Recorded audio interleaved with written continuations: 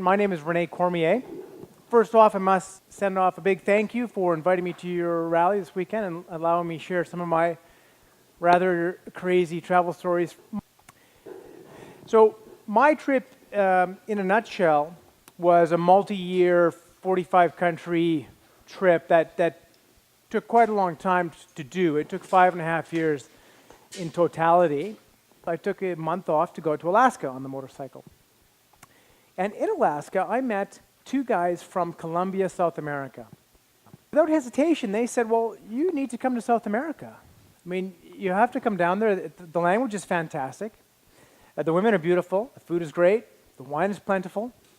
And it's not that expensive to travel in. So within the course of a bottle of wine, my plan was charted. Go to South America for a year. But there was a money issue. Like, I didn't know how much money it was going to take to drive around the world. And I got onto the internet. So I found a couple, Chris and Aaron Rattay are probably the most well-known, and others who were documenting that they could travel in not first world countries for $30 a day. Now, being the overly optimistic guy that I am, I figured if they can do it for 30, I can do it for 25, and then that set the budget for the trip. So, but how long does $25 a day get you? If you do the math, it's $9,100 a year. So I sold everything that I could that was able to be sold. For a grand total of $40,000 was my pot of money. That is 3 years traveling. The bike itself is a very stock 2003 F650 GSA Dakar, is its full name. The obvious difference to the bike is the addition of these large gas tanks on the front. So I did the top section, Canada, the US, and Central America by myself. And then you see the line is interrupted.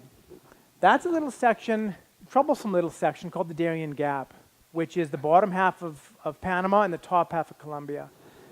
And that Pan-Americana Highway runs rather interrupted from the very top of Alaska down to the very bottom of Ushuaia, with the exception of this 150-odd kilometer gap.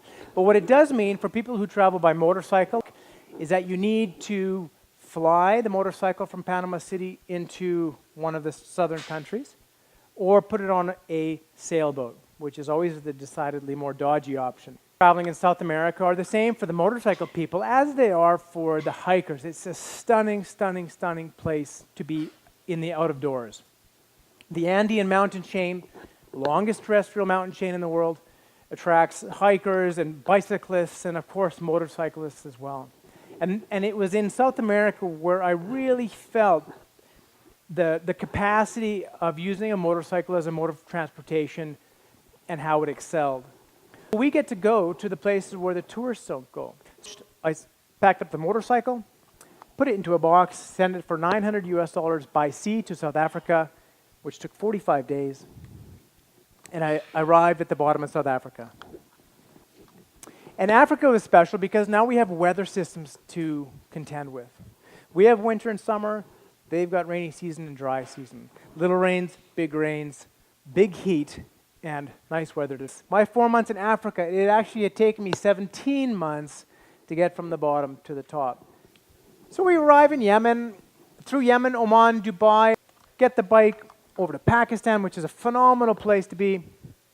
We're in a river delta between Afghanistan and Tajikistan. And we arrive at the Pamir Highway, the second highest paved highway in the world. Phenomenal place. Mongolia, which is the least populated country in the world. Remember, Namibia was number 2, number 1 is here. And then up to the middle of Russia to Lake Baikal, world's largest freshwater lake, and then poof to the eastern coast of Russia, Vladivostok.